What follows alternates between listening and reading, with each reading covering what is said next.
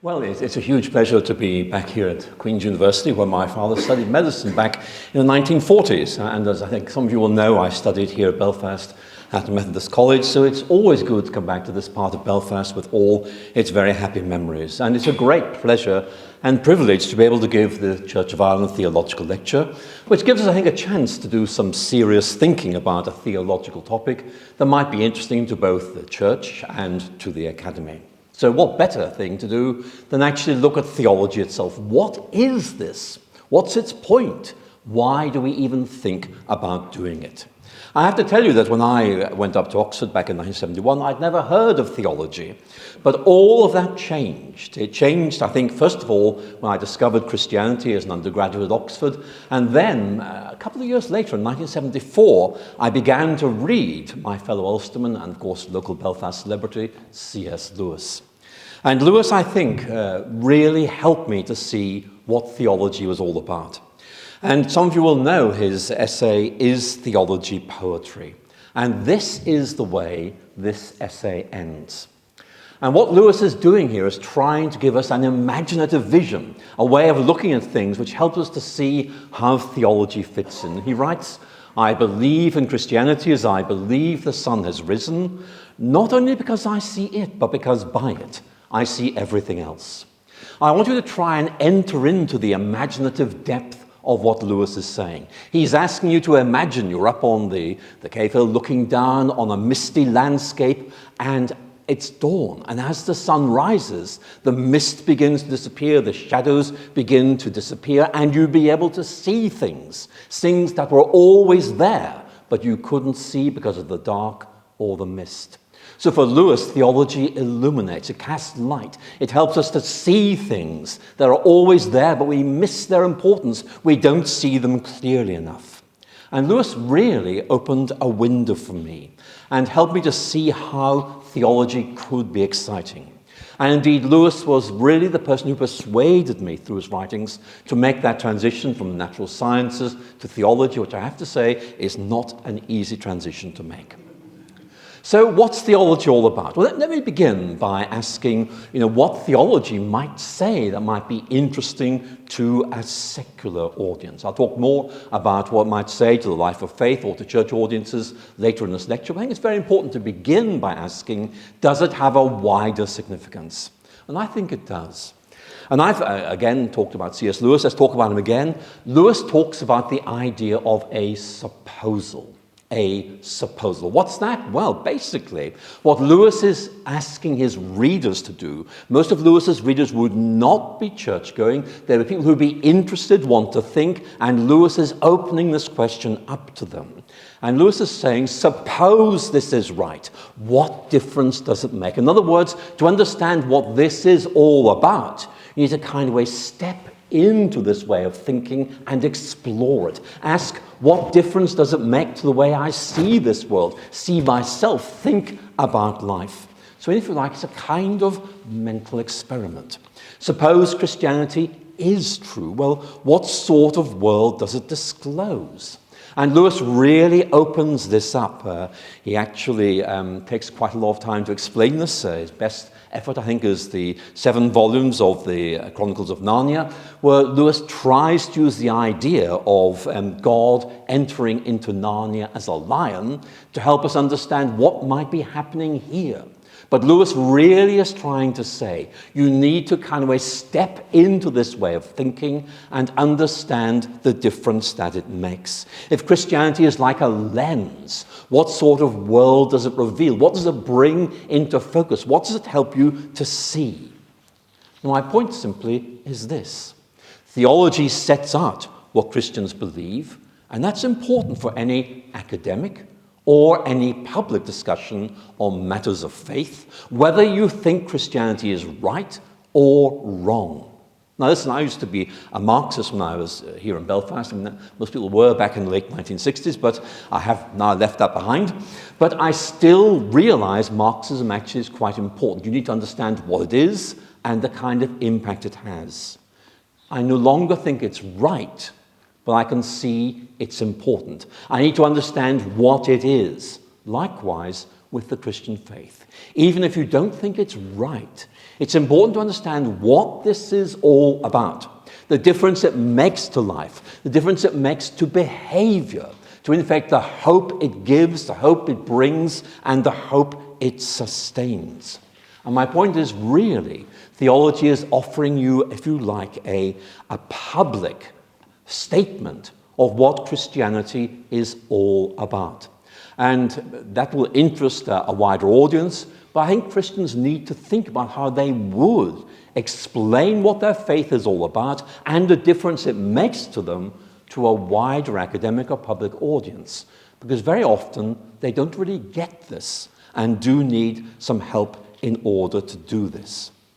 So I think there's a very important point to make here, that in effect theology is about, if you like, part of our heritage. It's allowing us to read writers like, well, Dante or George Herbert, just to mention some very obvious examples. George Herbert's poem, for example, The Elixir, which begins, "Teach me, my God and King, in all things thee to see," is actually a poetic explanation of what theology is all about. It's all about, in effect, being able to see the world in a different way. And what I'm saying is, to really understand so much of our cultural heritage, we need to try and understand the ideas that lie behind it. Now, I think that is an important point. If you want to criticize Christianity, that's absolutely fair. But you need to be clear what it actually is. I've engaged in debates with Richard Dawkins, as some of you will know.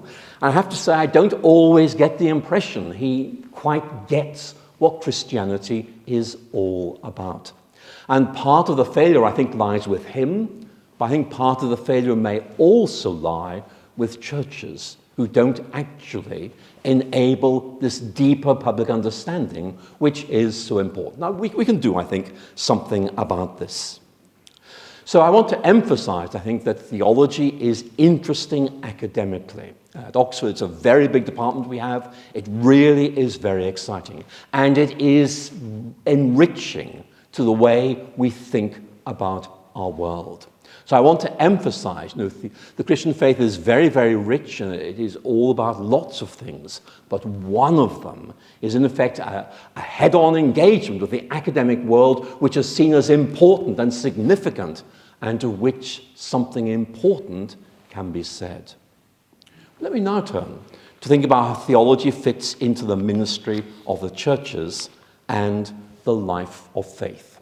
And that, I think, will be my main focus tonight. There'll be clergy in the audience, and I want to actually both honor you and affirm you in what you're doing, and hopefully say some things that may help you as you think about, for example, the importance of preaching. But I think we need to begin by just being very honest. There are many, I think, within the community of faith who would feel that theology is at best an optional extra, at worst a kind of liability, which basically gets in the way of thinking about matters of faith. Theology for many church leaders is useless. It doesn't do anything useful. What really matters is practical ministry, because that is what is going to lead to church growth. Now, I want to begin by recognizing this is a real concern, but I also want to emphasize the point that it's not enough to try and think about how we can grow congregations, how we can develop better methods of church management. We need to be able to sustain the vision that lies at the heart of the Christian faith. And in many ways, that is what theology is trying to do, to articulate what is so exciting about faith, the luminous, the exciting reality that lies at the heart of the Christian faith, which needs to be preserved, explored, explained, and proclaimed. And so for me, I want to suggest that institutions need to ask themselves constantly, why are we here? What is it that we are entrusted with, which gives us our identity on the one hand and our relevance on the other? And theology does try to identify what this life-giving vision is and give us a rich understanding of how in the past and the present theologians have tried to articulate. Now, I know many of you will say, well, theologians are in the academy. What use are they? And I take that point. But I also want to make in response that most of the church's early theologians were bishops and pastors whose concern was to help their congregations grow in faith, and therefore to be able to explain what this was all about and why it was so exciting. And that's why I really want to emphasize that theology, in effect, sets out the rich vision that lies at the heart of our faith and underlies both our worship and our life. Because worship, in one sense, is being caught up in this vision, this energizing reality that we call God, which in effect is at the heart of our faith. But like everything, it needs refreshing, renewing, and theology offers us a toolkit to help us be able to do that. So I think that is an important point. Theology unfolds and expresses the vision of God that stands at the heart of the Christian faith, which leads to worship and adoration, not simply to understanding.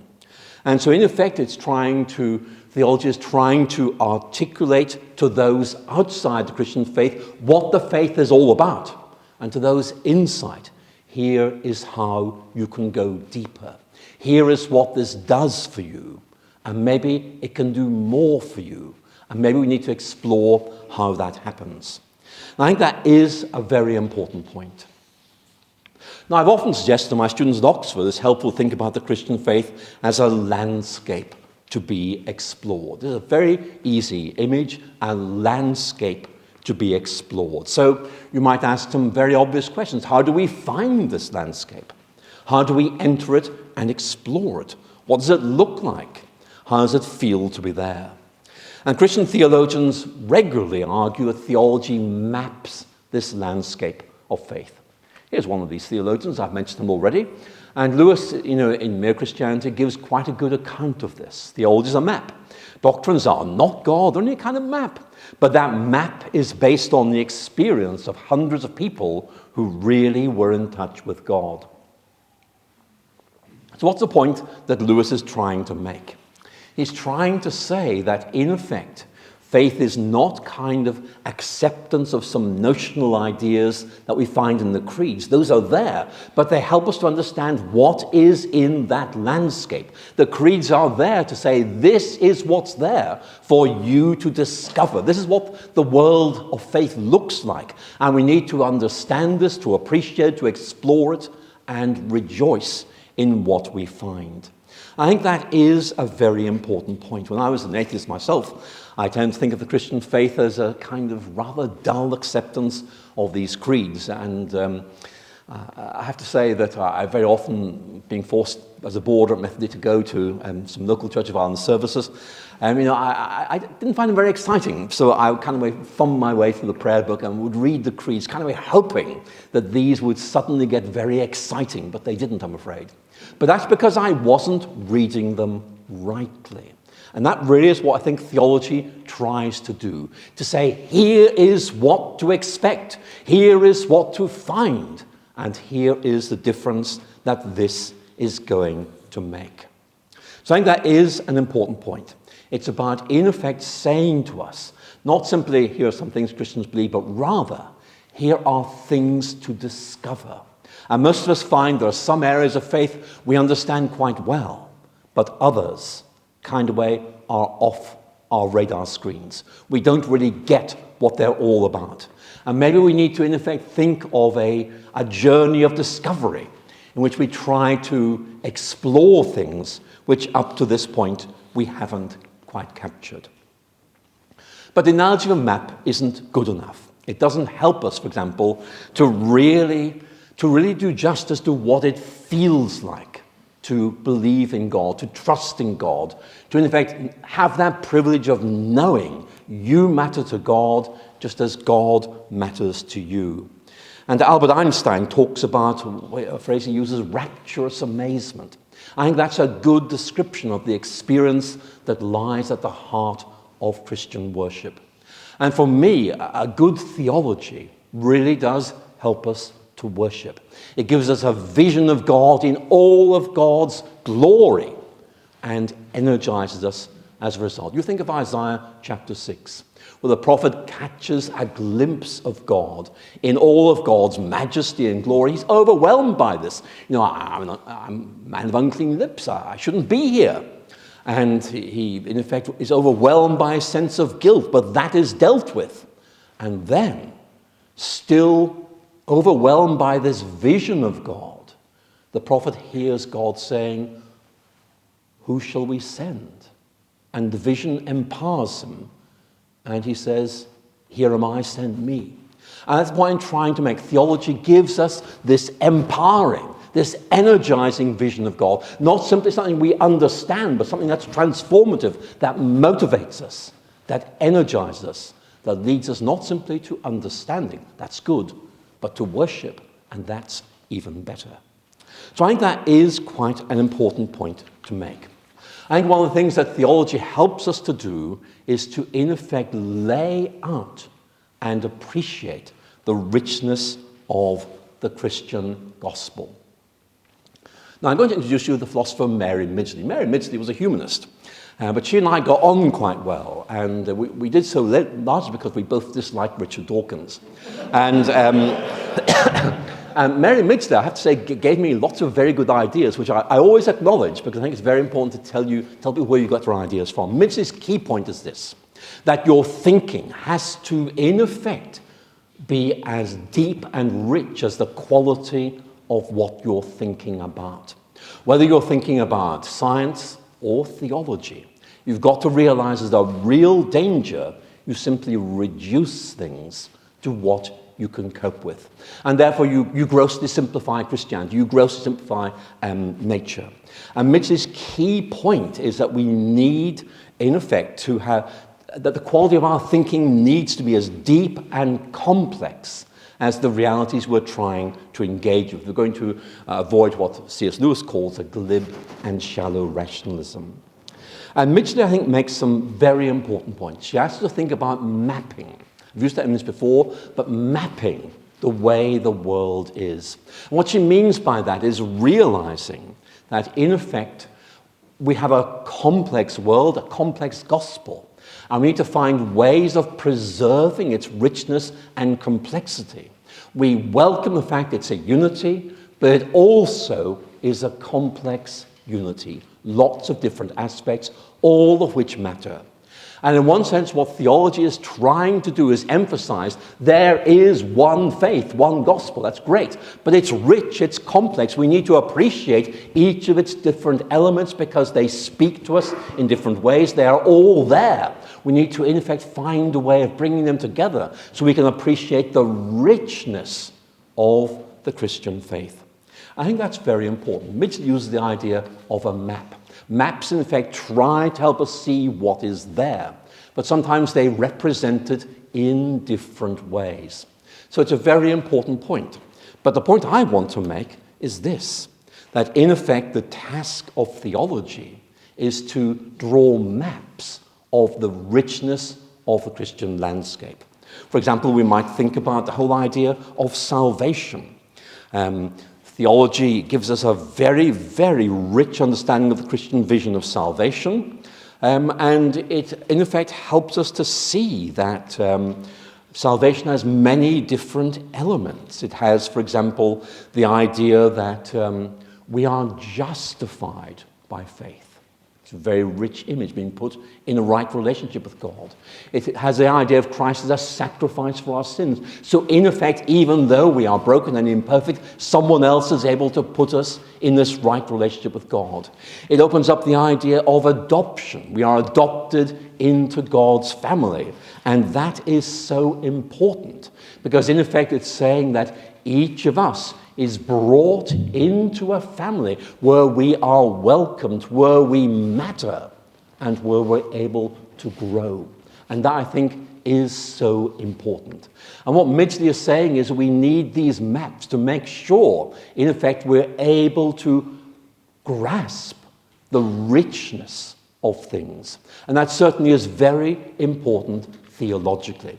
When people, in effect, talk about the Christian faith, they very often simplify. We've got to find a way of saying, yes, it is a single thing, but it is so rich, and each, with many aspects, need study in their own right. So let me give you a scientific analogy, which I think might be helpful. This is an experiment done in 1665 at the University of Cambridge. So at Oxford we don't talk much about Cambridge, but I think I have to today. Isaac Newton, and you all know about this experiment, passed a beam of white light through a prism. What happened? It was split up into its components: red, orange, yellow, green, blue, indigo, and violet. Now, it's a very simple experiment. You can all imagine that happening. You can imagine a rainbow in the sky, because that's the same basic phenomenon. But the key point is a beam of white light which looks uniform. When you do the right things to it, is separated out. And you suddenly realize in that single beam of white light, there's red, orange, green, blue, indigo, and violet. All these rich colors are there. And that's what theology is trying to do. It's saying, here is the Christian faith. It is wonderfully rich, but we need, in effect, to tease out each separate color and appreciate it. In other words, the faith we share is a unity, but it has all these multiple facets, all of which are so interesting and important in their own right. So we can zoom in on the beam of white light. We can zoom out and see the colors. And my point is, we need to really appreciate the richness of what's inside the Christian faith. And in many ways, that is what theology is trying to do.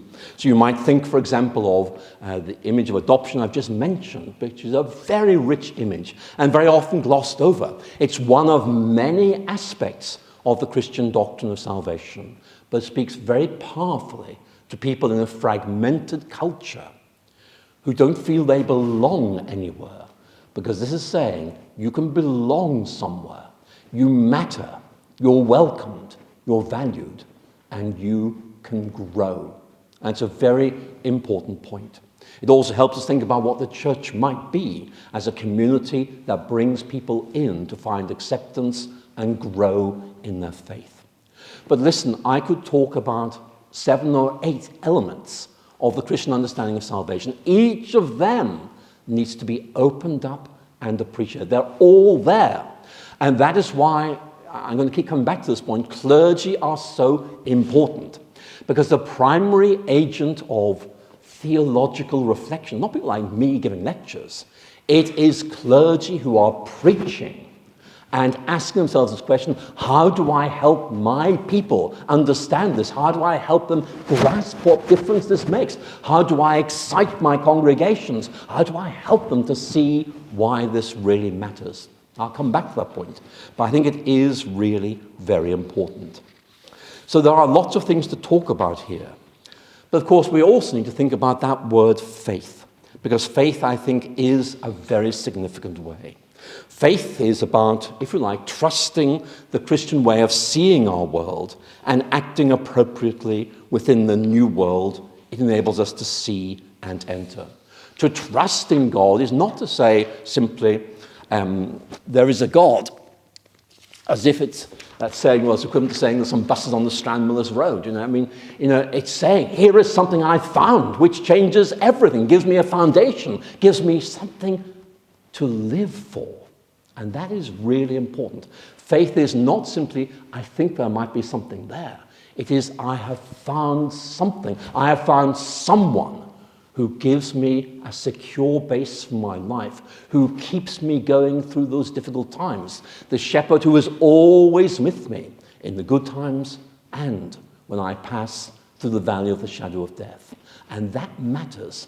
Faith is not simply saying, I think this is right. It's about saying, this is life-changing. It gives me the basis I need to live fully. Faith is both intellectual and relational trust. It's about embracing an expanded vision of reality that enfolds God. Now listen, I can't prove that's right. That is always the problem about any big picture of life. I can prove there's a glass of water here, which is as well because my throat's going dry. but I can't prove there is a God. But listen, you may have seen that wonderful debate between Richard Dawkins and Rowan Williams at Oxford in 2012, when under pressure, Dawkins realized he couldn't prove his atheism, that actually his atheism was a faith. He believes there is no God, but actually he can't prove it. And it was rather a stunning moment, I have to say. If you watch the video of that debate, you will see that. I think that is a very important point. Faith can't be proven. But here's the point I want to make. The only kind of truths you can really prove are rather shallow truths. 2 and 2 make 4. Yes, that's right. Doesn't give me a reason to get up in the morning, I have to say. But the point is, anything about this is what life is all about. This is how to live the good life. This is what really matters. None of those can be proved to be right. You have to say, I think this is right, and I'm going to embrace this and live life accordingly. And in many ways, faith is not simply saying, I think this is right. It's about embracing this and living it out. And that is just the situation with anyone who takes a view on the matters of God, on the matters of what the meaning of life is. I remember doing an experiment once with a group of school kids. I said, I want you to imagine that you live in a world in which you only accept things that can be proved to be true. And I got some very good answers from my audience. But the answers were not life-changing. They were things like, well, I've mentioned 2 and 2 make 4. The whole is greater than the part. And there's a glass of water on the table. There is a planet Jupiter out there somewhere. But they realized, and it's a very important point, these are not life-changing or life-giving truths.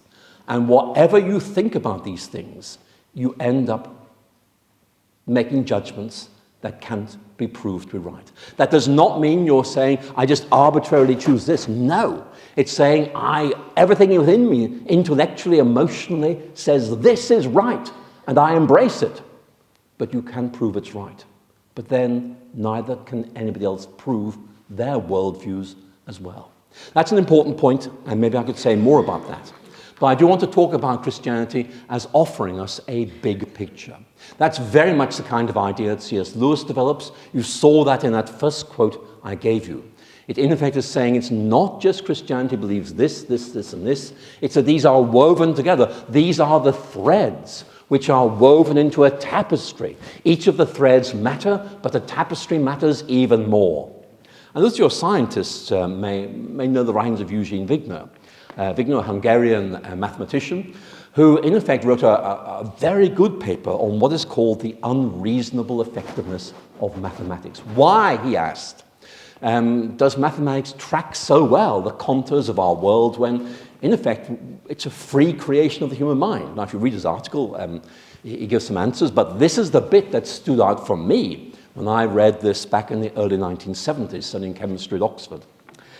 He says, we need to find ultimate truth. What's that? Ultimate truth is a picture which is a consistent fusion into a single unit of the little pictures formed on the various aspects of nature. In other words, there are lots of little pictures. You want to find a way of bringing these together. In the case of the Christian faith, it's about, if you like, being able to say there is this and this and this, but they're all part of a bigger picture. It's like, in effect, you're standing up on an alpine peak and you're looking down and you see rivers and woods and towns and forests, but there's a panoramic view, and the panoramic view brings them all together and lets you understand how they relate to each other. That's why I think Lewis helps us to appreciate the need to expand our vision of faith. Not just this idea or that idea, but rather a bigger picture. And the important thing for Lewis is that you and I are in that picture. For Lewis, it's very important that we feel we are part of something bigger, that in effect we are given a role to play by that picture. And you might think of the Chronicles of Narnia, where Lewis makes this point in what I think is a very interesting way. You think about the children in Narnia. Each of them has their own distinct story, and they're different. But each of them finds that their own individual story is given added depth and meaning by becoming part of a bigger story, the story of Narnia. And Lewis's point is that each of us find that we gain meaning and significance by becoming part of something bigger. And that, I think, is something that theology does help us with in quite a big way. So I've been talking quite enthusiastically about theology, but I think many of you would say, well, look, we're glad to hear that, but aren't there some problems? And one of them surely is that theologians tend to use a rather weird vocabulary and sometimes seems to be completely disconnected from the life of faith. And I do want to accept that point, that actually, as I read some theologians, I do feel they are using language which actually is unintelligible, and they're not often talking about things that matter to ordinary people. And I think I have to accept that, but I think the point I'm going to make is reasonable, which is that every academic or professional community ends up developing its own language it uses when looking inward, and then a different language, an ordinary language, when it's looking outward. That's why the media are always looking for academics who in effect can leave their own language behind and speak the language of ordinary people in trying to talk, for example, about COVID, to mention a problem that I think is still with us. We need experts who are able to, in effect, be embedded in their own communities, but speak the ordinary language of people to try and explain what this is all about. I think that is important. There are some theologians who are looking inwards, and we need those. There are others who try to look outwards, and we need those as well. I fit more easily into that second category, but I want to emphasize they are both important.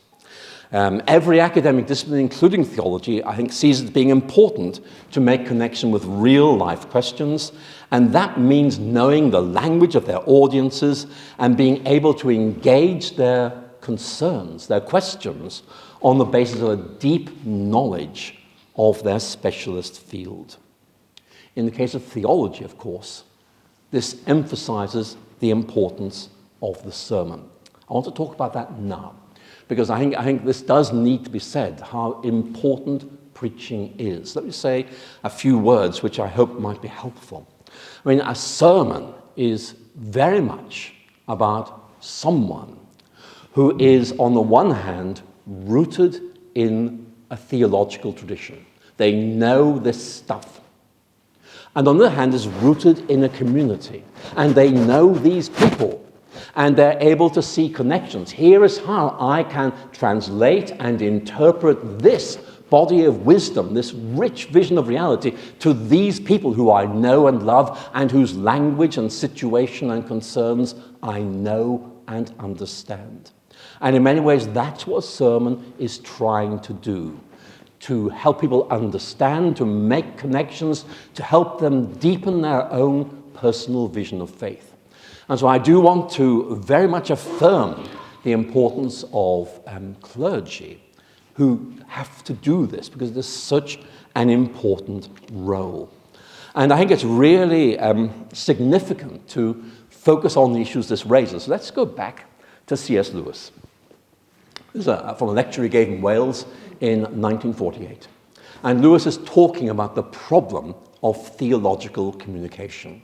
And the point he's trying to make is that it's difficult for an academic to speak to ordinary people. Lewis discovered that during the Second World War, where he gave lectures to Royal Air Force ground crews during World War II, and found that the kind of language he used to undergraduate at Oxford didn't work at all to 16-year-olds who just left school. And he realized he had to learn their language. There's what he says. We must learn the language of our audience, and that means you take this with the utmost seriousness. This really matters. It is a privilege to be able to speak to these people. I've got to learn what they think and how they talk. And let me say at the outset, it's no use laying down a priori in advance. What the plain man doesn't understand, you have to find that by experience. You must translate every bit of your theology into the vernacular. That's what a sermon tries to do. It uses language, images, stories to try and get something across. And once somebody gets it, when there's a light bulb moment, they see what it's all about.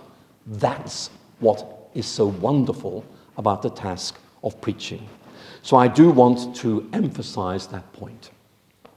So what difference does theology make? Well, I've given you a few pointers, but let me talk about something else. I've written some theology textbooks, and if you look at them, they really are kind of here are all these doctrines, let's look at them individually.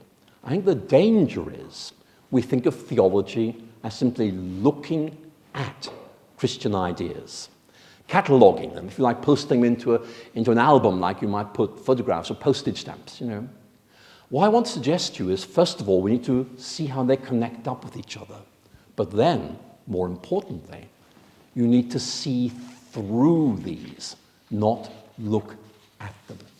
I mentioned George Herbert earlier in this lecture, and in the poem I mentioned, Teach Me My Golden King, he has this wonderful verse. A man who looks on glass, on it may stay his eye. Or, if he pleaseth, through it pass, and then the heaven espy. He's saying there are two ways of looking at, looking through. And what I want to say is that theology is at its best when it says, don't just look at the idea of creation. Ask, what difference does this make? How does this enable you to look at the world and see it in a new way as something beautiful that expresses the wisdom and glory of God, as something that is God's and needs to be preserved and cherished, because it's not ours, it's God's. We are accountable and responsible for what we do with this creation. Or again, human beings, we need to realize that so many worldviews treat human beings simply as numbers or statistics. We need to see them as individuals who matter profoundly to the living and loving God. And that's, I think, a very important point. And again, the sermon is something through which you can begin this process of looking through, exploring this, explaining this, applying this. And that seems to me to be very important. Now, if I had time, I would explore with you three central themes. Theology helps us to become wise, it enhances our well-being, and it deepens our sense of wonder about our faith and our world. Wisdom, well-being, wonder. Think about the well-being bit. I mean, recent psychology has made it absolutely clear that the importance of a worldview, a big picture, is so important. Crystal Park at Chicago is saying, having this bigger picture of things really is essential to mental health because it helps you understand who you are, what you're doing, and how you cope with adversity. And that's something really important. But I want to talk a bit about wonder, because I think that is something that very often matters to us and we don't pay enough attention to it. And I'm going to give you a quote from a colleague of mine who died some years ago, Michael Main, who was Dean of Westminster Abbey in London. And he's offering a general piece of advice, which is to listen with your full attention to those who, as it were, touch your shoulder, tap you on the back, and invite you to see what the landscape and the journey look like to them, especially those who have a reverent and infectious wonder. The best theologians know this sense of wonder and try to express it. And Main is saying, trying to listen to them and see where you take you. Because there are lots of them there to help us. There's one theologian, many of you will come across, Karl Barth. And here's Barth just saying, look, this is why I think theology is so wonderful. And this is from a lecture of 1934. Of all disciplines, theology is the fairest, the one that moves the head and the heart, not just understanding, but feeling as well.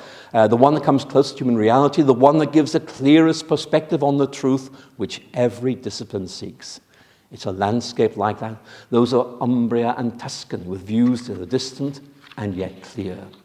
And the point that Barth is saying is, theology gives you this quality of vision of a complex reality, which helps you to say, I see how I fit there.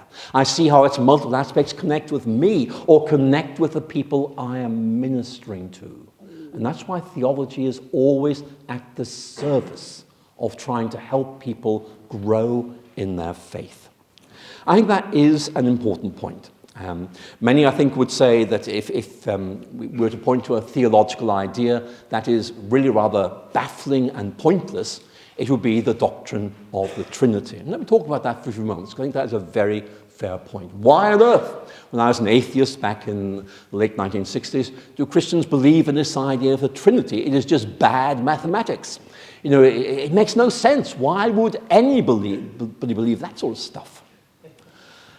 Obviously, that was back then. I've thought about it a bit more since then, and one of the points I try to make is that what the Trinity is trying to do is say, here is a vision of God, which is so rich and so complex and wonderful that we want to find a way of enfolding it and protecting it. If you like, making sure we don't lose a single bit of it, but try to bring all of this together. And in many ways, that is what the doctrine of the Trinity is trying to do. And we might just go local. There is Down Cathedral, and you all know who is buried there. That is Patrick, and Patrick's breastplate, I think, illustrates this very well. By the way, I was actually baptized in Down Cathedral back in February 1953. I have to tell you, actually, if any of you are Baptists here tonight, you may find this interesting. I was baptized as an infant by total immersion. Now, some of you will say, my goodness, this is sort of early ecumenism for you. But actually, I have to tell you, it was all an accident. Because the dean of the cathedral at the time, Dean Good, had Parkinson's disease. And so, unfortunately, when he brought me to this very large font, he dropped me. Now, my colleagues at Oxford, I think, say that explains a lot. But anyway, there's Down Cathedral. St. Patrick, if you think about St. Patrick's breastplate, which is a remarkably theological piece of writing, what he is doing is he's saying, here is the richness of the Christian faith. It's all about, you know, the wonder of creation. He lists all the wonderful aspects of creation. He talks about Christ, you know, his death, his ascension, his resurrection, all these things. He talks about so many things. And he says all of these are brought together and held together by the strong name of the Trinity. And in many ways, that's what the doctrine is trying to do. It's not there to baffle you. It's to stop you reducing God to something so simple, it's pointless. You're trying to protect and preserve something that's rich, and it's so easy to lose those.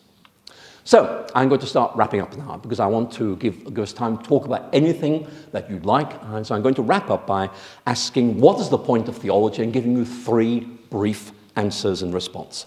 First of all, theology tries to explain what Christianity is to those who are outside the churches. Secondly, it explains what Christianity, it enables individual Christian believers to deepen their faith and understanding, and also it enables the churches to be refreshed, renewed, and challenged by the vision of reality that brought them into being in the first place. So, the first of those. Yes, theology does have a public function, looking towards the ethical domain, the political domain, the academic domain. It needs to be there. It needs to engage. And in this role, theology is informative. It's saying, here is what the Christian faith is all about, and here is how it bears on some of these big questions that we are looking at. At the time of COVID, I mean, Christianity has a lot to say about how we cope with uncertainty, how we cope with a feeling of vulnerability. I don't know whether you'd agree with me, but I think one of the things that COVID has done very, very significantly is bring home to us how frail and fragile we are. We're not as secure as we once thought we were. And actually, Christianity does have a lot to say about people who feel like that. I think that we really do need to be able to make those connections, because those outside churches can't do it. It's not reasonable to ask them to do it. We who are inside churches need to help people see what this is all about. So that, I think, is so important. Secondly, theology is important for individual believers' lives of faith as they try to go deeper, to, in effect, grasp something which they know is there, but they're aware they haven't quite got it yet. And again, I come back to the importance of preaching. That is so important. Thoughtful sermons can explore angles of the Christian faith and open up helpful lines of thought, very often with the needs and situations of a specific community in mind. That's very important. We need to make sure we're doing it. And then thirdly, theology is essential for the future of the churches as institutions. Why? Because it articulates the vision that brought them into being. And that, if anything, is what is going to sustain them, even if in different forms in the future. I unquestionably accept that churches have wider social and pastoral roles, but so often those grow out of this deeper vision which theology articulates. And for me, not everyone may agree with me, but for me, a good theology is the basis of apologetics, spirituality, evangelism, social engagement, and pastoral care. So let me end by simply reminding you of a parable, which I think is really important. Think of Matthew chapter 13, verses 45 to 46, which is the parable of the pearl of great price. And you all know this parable. It's about this merchant who we assume knows something about pearls, who sees one that is so significant, so life-changing, so important, that he knows he will never be satisfied until he possesses it. And so he sells everything else so he can have it. The key point, I think, is this.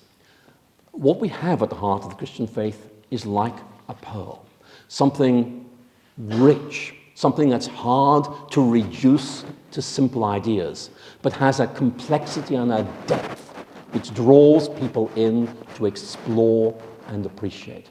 And we need to help people understand what that's all about. Sure, churches need guidance about how to manage congregations, how to communicate effectively, how to use the latest technology effectively, but nevertheless, we need to find some way of ensuring we protect, we affirm, we explore this reality that lies at the heart of the Christian faith.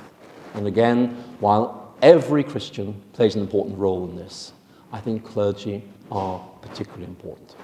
Now listen, I've given you my own views as a theologian. I think if other theologians were here, they might develop slightly different ideas, but listen, I think we would all agree theology really matters. It's not going to go away, and the best theology is always concerned with enabling the church to engage the academy, to respectfully, but on its own terms, to look after people better, and above all, to proclaim something that brings meaning and hope in a world which very often seems to be breaking to pieces. And that, I think, is a very important point on which to end. Ladies and gentlemen, thank you so much for speaking, for listening to me.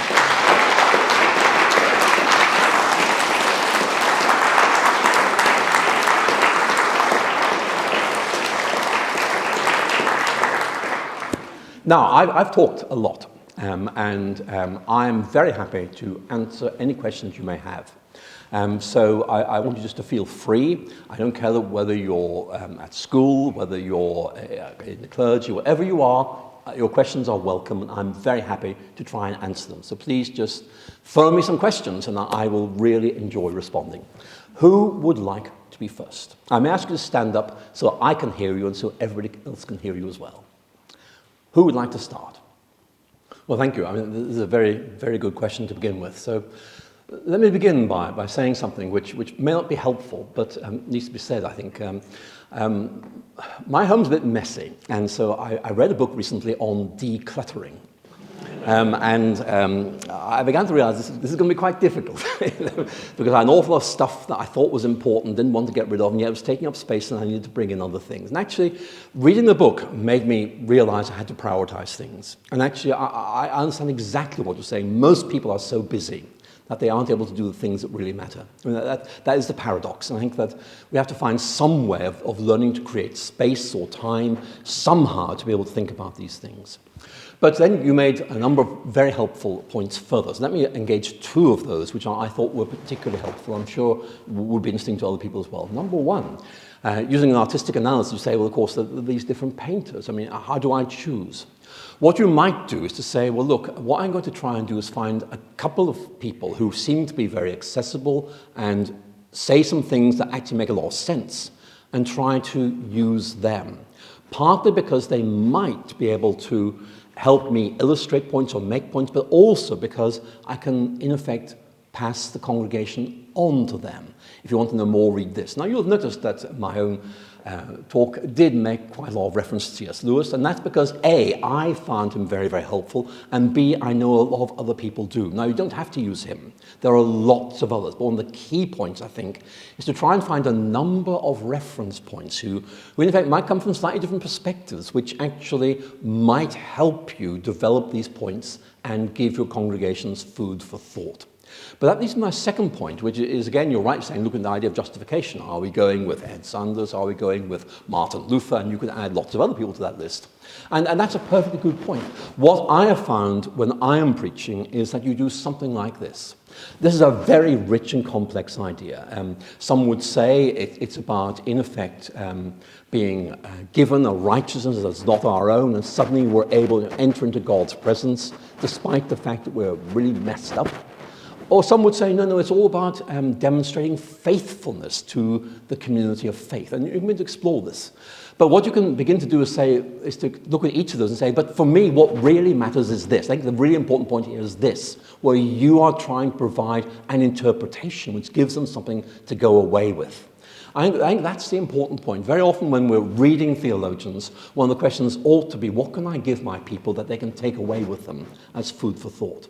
And actually, I don't want to in any way parody a sermon, but one way of thinking about a sermon is trying to digest the indigestible so that, in effect, it makes it more accessible and more engaging for a wider audience.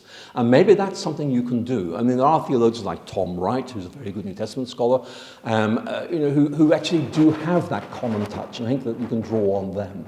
So I think, this is partly about asking you who you find helpful, but also, on the basis of this, how would you be able to use them to speak to your wider audience? And I don't think you have to resolve every question. And you could say, well, look, one way of looking at this is Ed Sanders' view. I don't personally agree with that, but actually he does highlight the importance of this point. If I like Luther a lot, so I would say Luther, I think, is bringing out a point here which is really important, which is actually God knows us actually as we are. And for some reason we don't really understand, he welcomes us and accepts us as we are. That's what justification is saying. And it's surprising, but it's so reassuring and relieving. You don't have any secrets from God, yet he knows you and loves you. And so that's how I begin to play that one. But it was a very good question. Thank you very much indeed. Let's keep going. Please. The second question is much more interesting.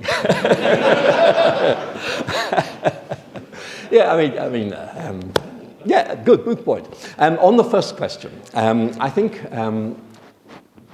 this is my view. Do you understand? I'm going to tell you what I think. I'm not saying I'm right. I'm just saying that my own feeling is that there comes a point in your life where you're ready for something. And if you encounter it before then, kind of way, you don't quite get it.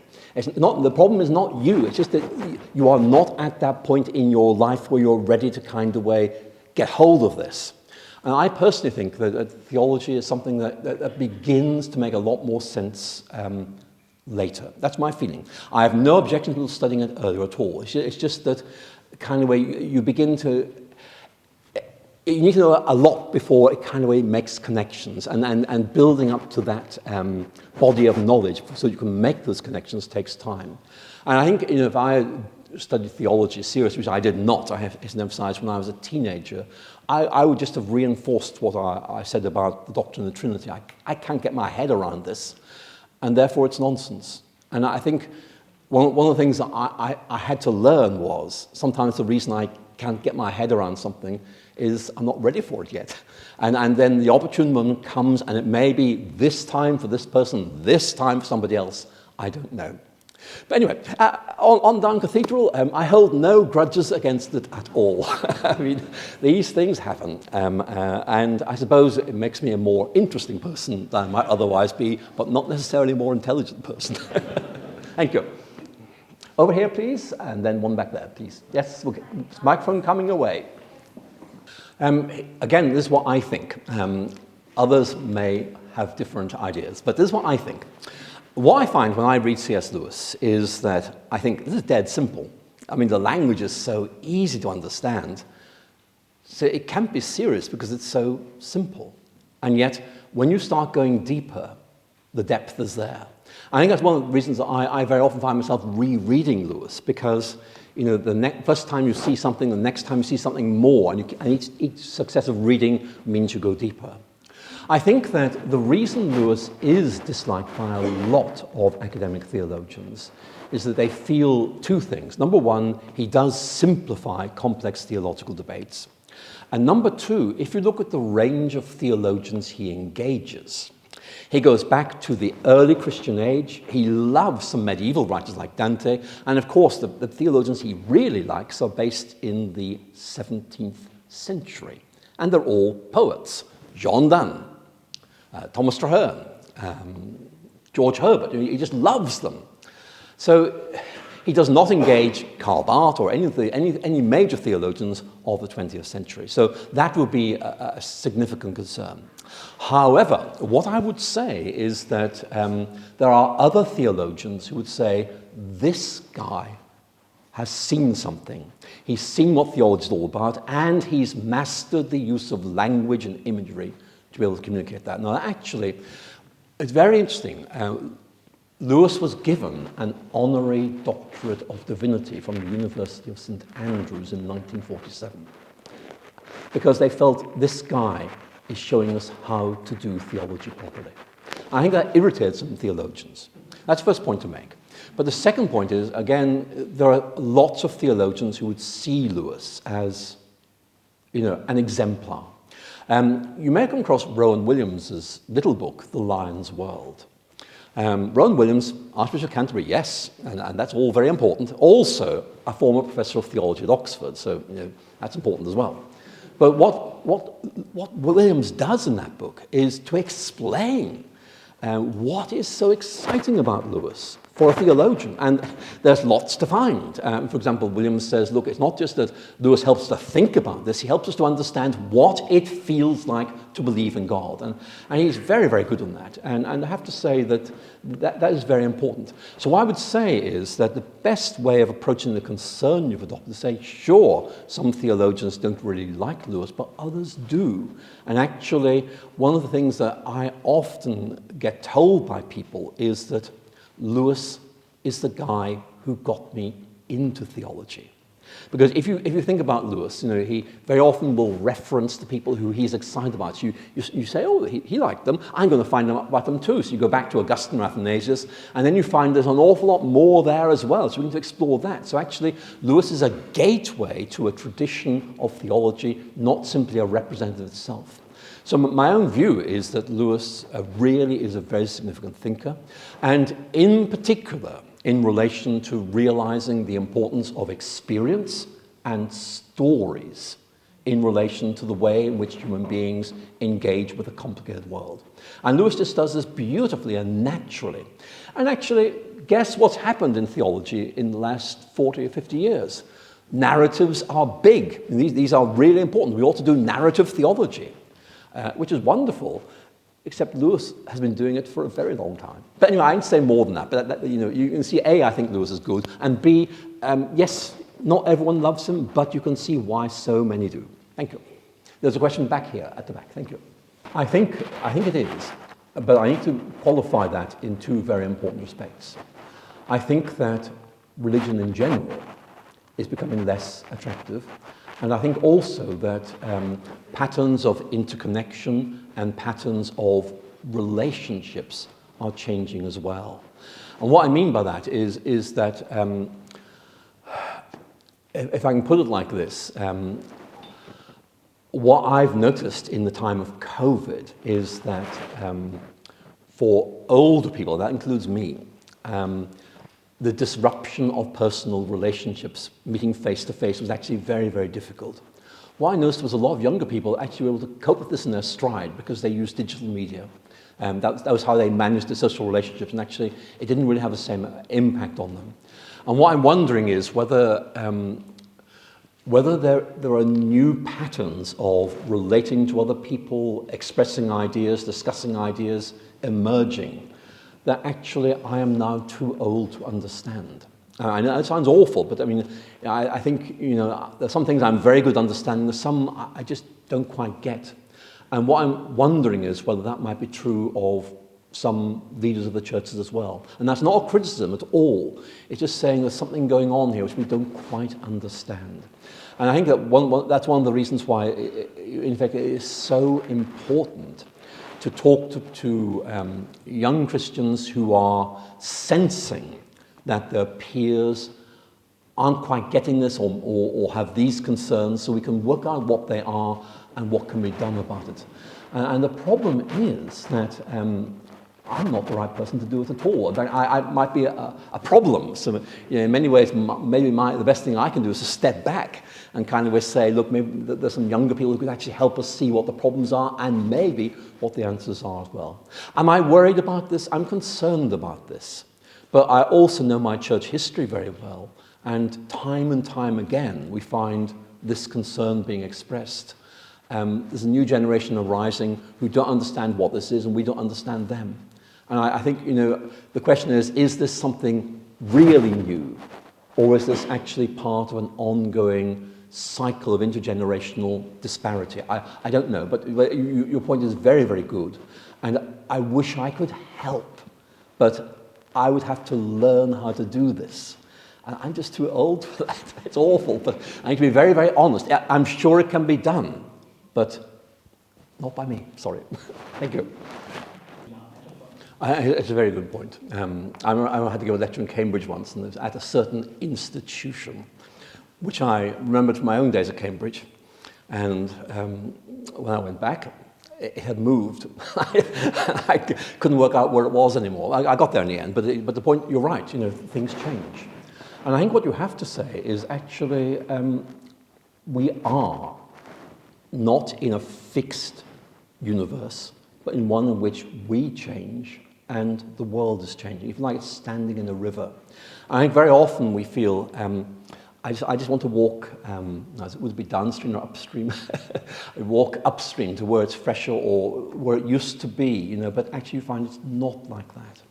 And I think that this is something I didn't talk about, but I should have, and you're quite right to get me to talk about, which is one of the things that theology is doing is saying, look, when you read theologians in the past, remember they're embedded in a situation. For example, Augustine of Hippo. Augustine of Hippo was a North African theologian, probably a sort of Berber, and in the early 5th century he wrote this massive book called The City of God, which is all about how Christians can find security in a complex world. It's written because the Roman Empire was falling to bits, and Augustine was saying we've got to find a way ahead to cope with this. So in effect, his work was a response to a particular situation, and we can learn from that. We can't simply repeat what he says. And in many ways, that is the dynamic theology is offering. Learning from, but it's not the same. So in other words, we can say, look, isn't it good to know, for example, that Augustine was facing the collapse of the world order of his day? And here's how he began to do that. Now, what can we learn from that? I would strongly recommend we don't repeat his solution, but we can learn from A, his analysis of the situation, and B, the answers he gave. So what I really want to say is that what I find myself doing really is learning from other theologians rather than learning about them. I was saying these guys can help me as I think through this situation. And maybe that's a helpful way of thinking about theology. It's about saying there are all these stars, and actually maybe they can help you or your congregation as you think through what this is all about. But you're right, we cannot simply pretend things are the same. You can't step into the same river twice. Things are changing. But that says two things to me. One, I want to be able to hold on to something which is not going to change, even though I live in a world which is changing. And actually, at its best, Christianity is saying you can do that. there is a God who journeys with you through a changing landscape, through changing situations. But the fact God's with you doesn't change. And I think that's a very important point to make. So it's a very good question. It needs a lecture, and I won't give that. But I will say it's a very fair question, but we can learn from others who faced massive upheavals. For example, the Reformation. We often just think, people thought, wouldn't it be a jolly good idea just to go back to the Bible? When you look at Luther or Calvin or Zwingli. Yes, that was part of their solution. The problem was European society is fragmenting. The old models don't work anymore. We need something, and we feel that what we've been inherited doesn't work anymore. We have to find a better solution. So that's the kind of point I'm making. Very good. Thank you. Thank you. Again, it's a very good question. It needs a long answer, but I'm going to give you a short one. I'm going to make two main points. Here's the first point. I think one of the reasons why many people have difficulties about theology is this. When we look at chemistry or physics or philosophy, these are all neutral topics. In other words, they are based on certain presuppositions that could be shared really without reference to what your religious commitments might be. There's a feeling that because theology has a kind of embeddedness in a particular faith tradition, that means that it is either privileged or it's disconnected from other traditions. So I think that's part of the problem, that people feel that in a world in which we are very sensitive to divisions and tensions, might we not accidentally increase these tensions by making theology an academic subject? So I want to begin by saying I think that's part of the problem. Something can be done about this by, in effect, trying to show that this does not make you an arrogant person or resistant to talking to people with different perspectives, but those concerns are there. But I think that the second point you raise, I think, is also very important. And I think that one of the things we need to think about is how we make the point that whether we're thinking about an ethical tradition or a political tradition or a faith tradition, they have depth, intellectual depth. Not everyone may appreciate that. Not everyone may think that's important. Now, in terms of my own politics, I'm kind of all over the place, really. But, for example, there's a very interesting book by Roger Scruton called Conservatism. And in fact, it's just a professional philosopher talking about his own political convictions philosophically, seriously. And actually, although I don't agree with his politics, I have to say that his analysis shows me there's something there maybe I didn't fully appreciate. So what I'm trying to say is that one of the things that theology is doing, as Roger Scruton did for conservatism, and I'm sure others could do for other things, is to say, look, maybe you don't fully understand this, but all these things do have intellectual depth, and we need to try and help people to appreciate that. And I think very often the best people to do that are people like you, who can in effect say, look, there's something there. Let me try and explain it, but there is something really important and really rich here. And I know the problem is very often people say, oh, no, I haven't time. But it's important to leave them with the perhaps impression there's more to this than I recognize. Maybe I'll come back to it someday. But it's a very good question. Thank you. Well, listen, I'm a visitor here, so what I would say is I think a lectionary is a very good idea. I mean, I want to make that absolutely clear, because it's one of the problems you have with preachers very often. They keep rotating back to the same texts they like and know, and it's good for congregations to be exposed to something wider. On the 8-minute thing, I think that's very important. For me, 8 minutes is 1,000 words. And so when I do this, very often I say 1,000 words is not very much. How can I make the most use of this? And actually, I see this as, in effect, a challenge to me to say as much as I can clearly without just trotting out a series of things in brief bullet points which are not going to connect up. And also trying to find a way of letting them move on from there. To think more about this, perhaps, is this. But I think preaching is something we all learn. I remember when I was beginning preaching back in the 1980s, I asked for some feedback from my congregation members, and they very kindly gave me some preaching. And it kind of way, it went something like this. Alister, we think you're saying something very important, but we haven't quite worked out what it is yet. So it helped me to work on my communication skills. But what I would say is that we do have to be realistic about dropping attention capacities. I mean, it's particularly bad with males. The evidence shows that. But what you've got to say is, right, what I can do is train my people to, in effect, listen for 8 minutes. And in that, I'm going to try and give them as much as I can that will encourage, inform, and motivate them, and also a way ahead if you want to take this further. And that's why a weekly note sheet can be quite helpful. The other thing you can do, and a lot of clergy will do this, is to kind of post on the website a longer version of the sermon in case anybody wants to follow it through. But those are just some thoughts, but I've recognized the problem. Thank you. Okay, thank you. Well, we've had some wonderful questions this evening. This is perhaps the most difficult of them because it needs a long answer. And you've graciously hinted that we don't have all that much time. However, let me give a few bullet points about what I think. Number one, I think it's really important that clergy resource their congregation members to be able to think about these questions and maybe give them a framework, a way of thinking about how they can be more effective witnesses for their faith in their place of work or in their networks or whatever it is. I think that is very important. But very often, the best answer, I'm afraid, lies in finding people who are in those situations who have learned something and are willing to share it.